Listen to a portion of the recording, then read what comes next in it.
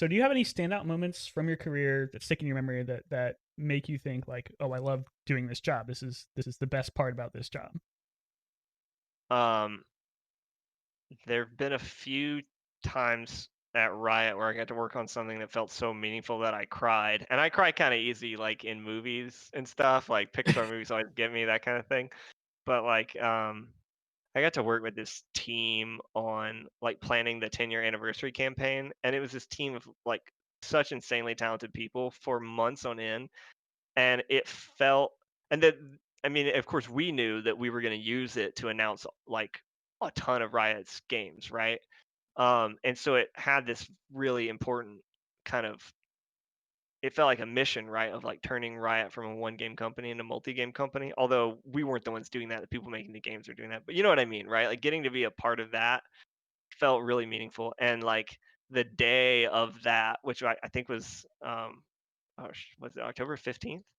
I've like maybe I've like blacked out that moment in my mind because it was like so stressful leading up to it. But like the day where we got to deliver that stuff and see like players reacting to it, and in particular, like in the video where we reveal the new games, there's this like kind of moment where it tricks you and you kind of think the show's over because it's like a music video that's concluding, and it shows you a bunch of fast clips of the new games.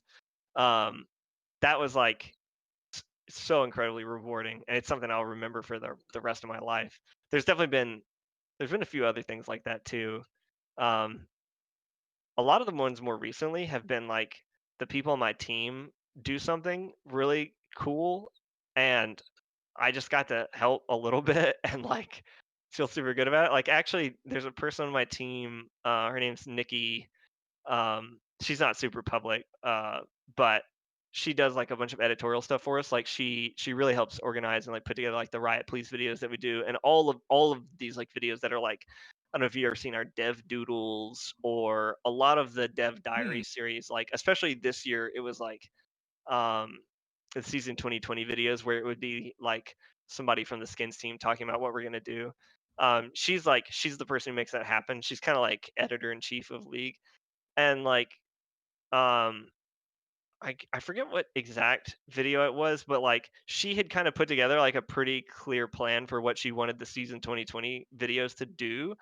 And honestly it was just like Reddit comments and like player comments, like YouTube comments, like basically reflecting that exact thing that she had hoped would get put across by those videos. And it was like someone you just seeing someone nailing their job. That felt super satisfying. Like I didn't and I don't know why, because I didn't do it. It was all her, you know? But like just that she's on my team, I felt so proud of her, right? Like I don't know, Yeah. it felt just as good as if I had done it, or maybe even better. I don't know. I feel like I get to work with really smart and talented people, and a lot of times, if you got to help them do something that means something to them, that's like it's like some kind of multiplier effect. It's way more meaningful than just if you did something by yourself that feels good.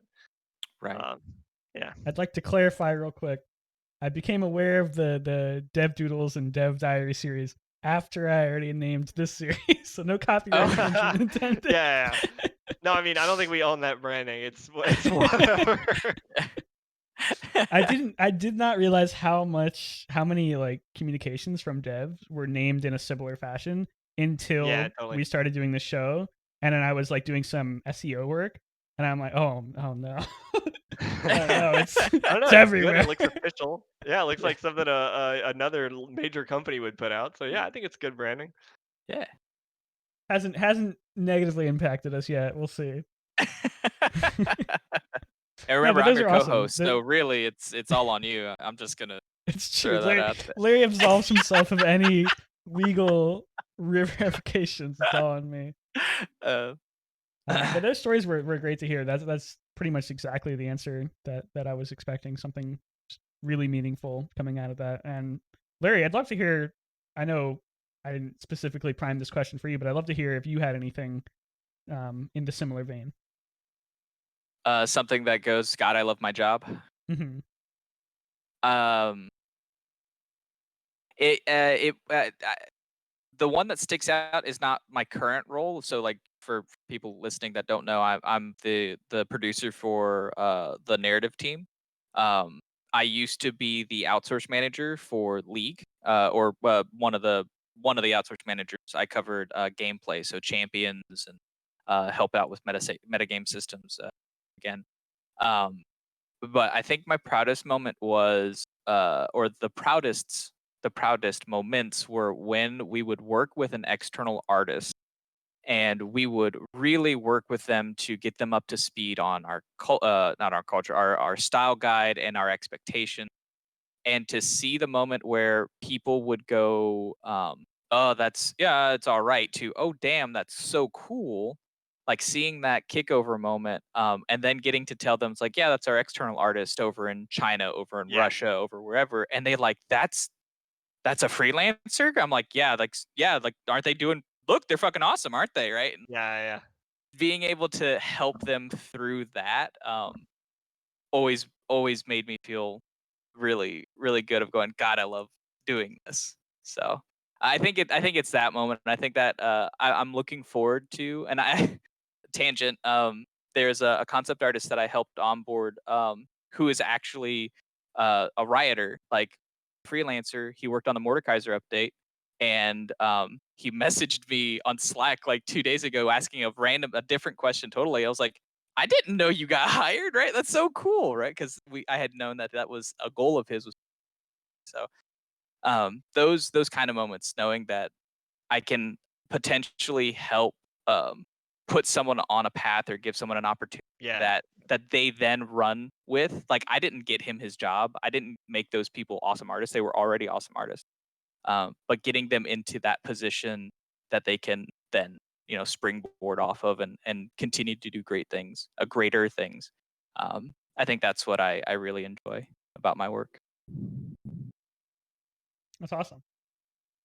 Do you want to say who the artist was, or is that a private thing? Oh, no, it's Taylor. His name's Taylor Jensen.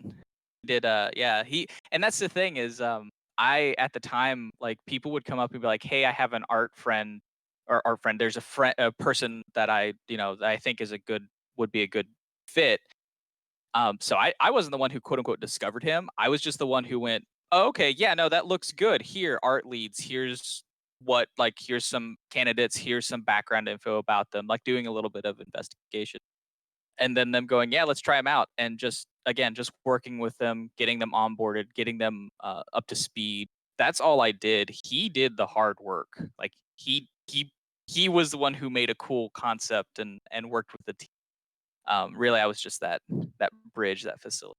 So there's like a handful of artists, and I do that on my free time too. Anyone who's listening, if you're willing to put the time into it, I'm willing to put the time into it. That's my big thing.